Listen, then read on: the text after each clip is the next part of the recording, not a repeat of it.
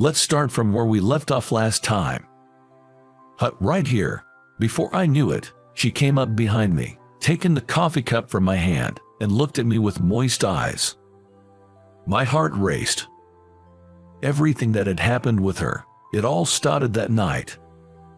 Robert Thompson. Just as I was about to sit on the waiting room couch, my name was called. The voice sounded somewhat curt.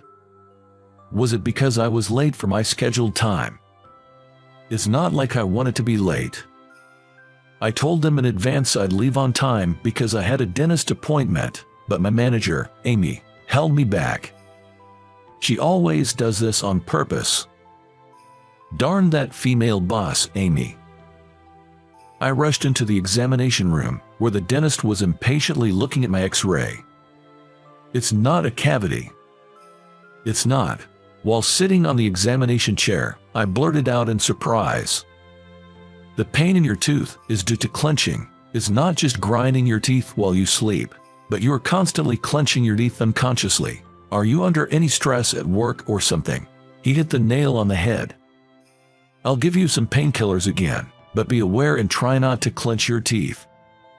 I was stunned. So, when humans feel stressed, they have a habit of clenching their teeth, and clenching them constantly can cause them to ache. Most of my stress comes from my female boss, Amy. After all, she has the mentality that a subordinate's success is her success, but their failures are their own. She throws a fit if things don't go her way, and she constantly nitpicks. She has a knack for making snide remarks to subordinates she doesn't like. The fact that my toothache might be because of the boss. The dentist's office was on the 3rd floor of a 27-story mixed-use building located nearby my office. I finished my checkup just after 7:30 in the evening. I waited for the elevator, planning to eat dinner in the underground food court. Unusually, there was no one else around. When the descending elevator arrived, "Is the first floor okay for you?" I wanted to say basement floor, but what came out was a simple yes. She probably works for a company located in this building. We had shared the elevator a few times before. She's a stunning beauty. I mean, drop-dead gorgeous. She always stands by the control panel, holding the open button for everyone to get on and off, then quickly presses the close button before exiting. I had secretly nicknamed her Elevator Lady, and always looked forward to catching a glimpse of her in the elevator. But I never expected to run into her after my dentist appointment, and to have a moment alone with her. I found myself wishing the elevator would just stop for some reason, when suddenly, I felt a strong jolt from below. It's an earthquake. The elevator has actually stopped. The lights went out, and the emergency lights turned on. At the same time, my right arm was suddenly yanked tight. She, in her shock, had grabbed onto my bicep with both her hands. I was frozen, unable to move, just standing there. It felt like a long time. But in reality, it was only a few seconds, maybe several. Then, the elevator began moving again, stopping at the nearest floor, and the doors opened. "It's okay now, let's get out." She quickly let go of my arm. Then, blushing, she said, "Oh, I'm sorry," and gave a nod. We both exited the elevator side by side. She nodded again and began to walk away. "Excuse me." Before I could think, I had called out to her. She stopped and looked back at me, and I said, If you'd like, maybe we could grab a meal together." She looked puzzled and tilted her head. "You know, since we both got scared, but I guess that's a bit forward, isn't it?" I felt like I was about to burst into flames. I've never tried picking up anyone before. "Do you think the restaurants are still open after that quake?" And so, we headed to the underground food court. The places were still operating as usual. Wanting to impress, I chose an upscale-looking sushi restaurant. I'm sorry about earlier." "Hut, for what?" "For grabbing onto your arm." "Don't worry about it. It's not a big deal," she continued, a little shyly, with a smile on her face. "It's been a while since I did that. I used to do it all the time as a kid. I would just cling onto anyone without thinking, but when I was 6 or 7, I got separated from my parents at a fair. I thought I was holding onto my dad's pants in the crowd, but it turned out to be a stranger." "So, you got lost because of that?" When I asked, she replied, "Yes, it was a college-aged guy. He took me to a lost children's area and stayed with me until my parents came. I clung to his arm the whole time." I started to say, "You must have been," but I caught my words, hinting that she must have been adorable. My dad scolded me a lot afterward. He said grabbing people's arms like that is a sign of being spoiled. "Don't rely on others. Stand on your own 2 feet," he told me, and that's when I tried to break the habit of clinging to people. So, was today the first time since then? "Curious?" I asked, and she playfully responded, "Who knows? But anyway, I'm glad I wasn't alone," and she smiled warmly. After that, the conversation drifted to a recent visit to the dentist because of a toothache that wasn't a cavity. We also talked about how our work stress must definitely be because of our bosses. Before I realized it, I was talking more than I usually did. It's not just my current boss. Ever since I was born, there's always been a woman in a position above me. My sisters are 5 and 3 years older than me, and throughout elementary, middle, and high school, all my teachers were women. Even at my part-time jobs, all my bosses have been women. Are you afraid of women or something? No, I don't see it that way. It's just that. Just what? Back in my school days, I had this female friend. She'd often invite me out to drink and stuff. I'd get my hopes up, thinking something might happen, but in the end, she'd say something like, "You are just a safe bet to me." She listened to my lighthearted story with a smile on her face. Every once in a while, she'd brush her hair behind her ear with her right hand. I noticed a small mole on the back of her hand, right around where the base of her thumb is. "Are you sure you're okay with it?" She had suggested splitting the bill, but I declined, saying, "I was the one who invited you." We had forgotten to even exchange names. I couldn't tell her that I'd seen her around before. "Thank you so much for today, and for treating me to dinner." "No problem. Thank you too." She walked toward the train station, looking back and waving 2 or 3 times. Each time, I wanted to call out to her. I wanted to stop her and exchange contact details. But I thought, maybe I'd be bothering her or she might reject me. With those thoughts, I couldn't muster the courage to speak up. Waving back was all I could manage. Anyway, I'll see her again in the elevator like always. That's what I reassured myself with internally. And as I watched her leave, I realized I was clenching my teeth. Simultaneously, the words of my dentist echoed in my mind. Be conscious not to clench your teeth. From then on, with a strong desire to meet her again, I'd find reasons to slip out of work and head to that building next to our office. But for some reason, I never bumped into her in the elevator again. Then, one day, "Hey, Robert." While I was working on an urgent task at my desk, I was called by the laid-back voice of Amy. When I reached her office, "You're being transferred to our subsidiary." Amy, with a faint smile, handed me the notice of my job reassignment. "Look, it's that underperforming company. Being sent to such a low-level company, I really feel for you, but maybe it's just right for someone like you. Anyway, use that little brain of yours and make sure the handover is smooth, okay?" My successor was a man from the department next to mine, newly hired mid-career. When the handover process began, he was quick to grasp things and had a pleasant demeanor. He was also fairly well received by our clients. My only concern was that he seemed a bit timid. 2 weeks later, I started at the subsidiary I was assigned to. The commute took about 20 minutes longer than before, but it was manageable. However, because I was unfamiliar with the train line, I barely made it on time that day. Panting, I rushed into the building's elevator. Our office was on the 7th floor. As I reached to press the elevator button for the 7th floor, I noticed the light for that floor was already lit. Going to the 7th floor, I was addressed by a woman standing in front of the control panel. I replied with a nod and looked up at her. What? Why? It was her, the woman from that night of the earthquake. It was a small building. Each floor was occupied by just one company. I've been working for the company on this floor for about a month now.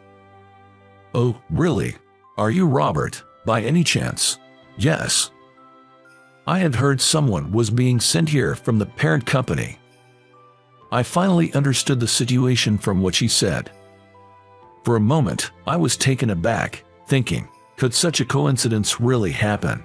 I'm Emily, the head of Sales Division 1, Team 3 at your new assignment. Unbelievable. She was my new boss. I later found out that the company I was transferred to had business dealings with the company she had worked for until a month ago.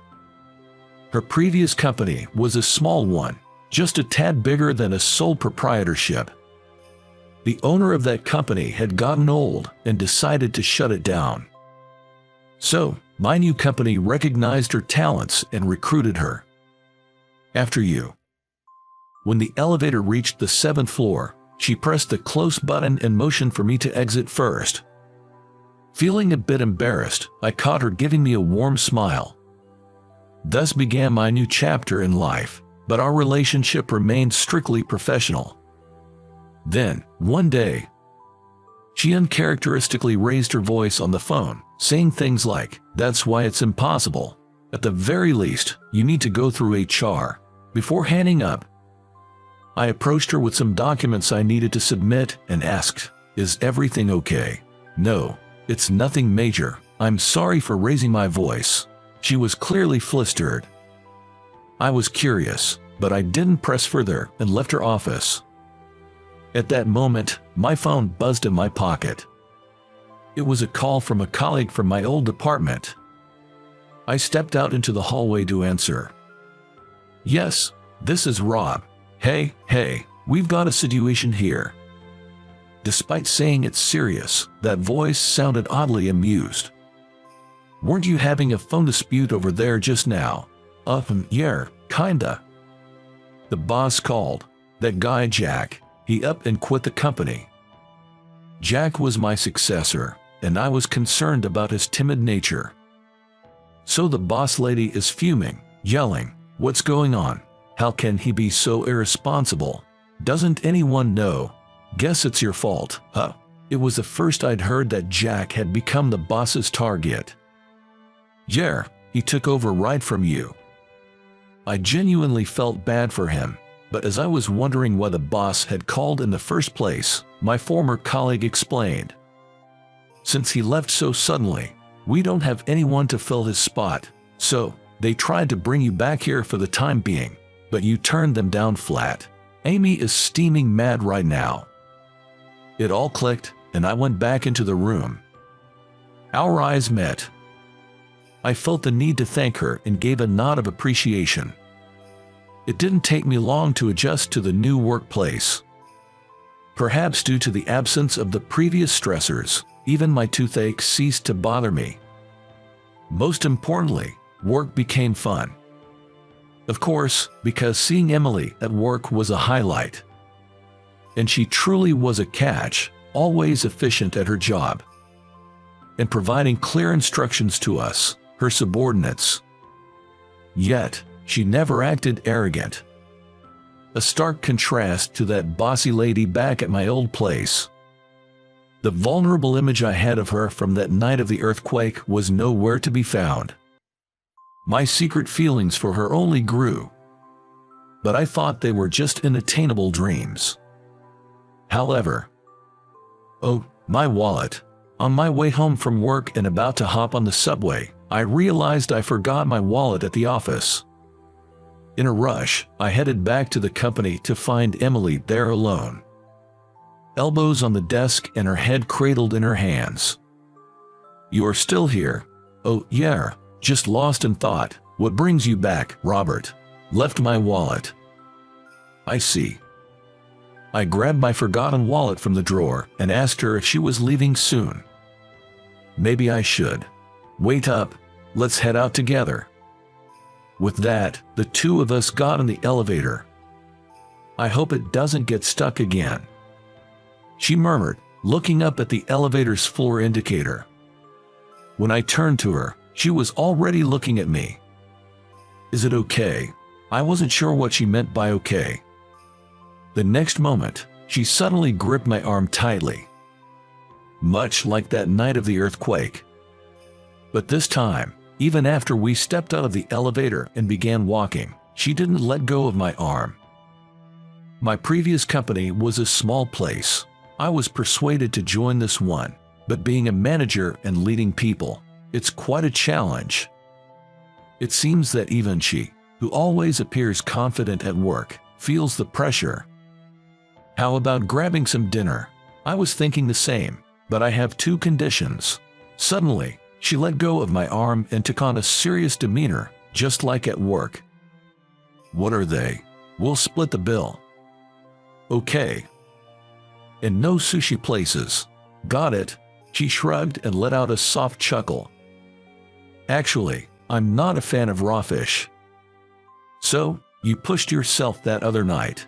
"Yes," I thought, why not? You treated me after all. We both laughed heartily. As we laughed, she grabbed my arm again, resting her head on my shoulder. She chose a barbecue place near the station. A man and a woman, just the two of us, at a barbecue joint. My heart raced, but she seemed completely unbothered. First, we toasted with draft beers. I glanced at her right hand as she held her mug. I was staring at a mole near the base of her thumb on the back of her hand. What? She noticed where I was looking and seemed puzzled. "Oh, that mole on your hand." "Yeah, I've been self-conscious about it before." "What about the mole?" "Well, actually, me too." Saying this, I showed her the palm of my left hand. "Look, right here." Oh my. On the palm of my left hand, I also had a mole near the base of my thumb. She laid her right hand over my extended left one. "It's a perfect match, almost the same spot."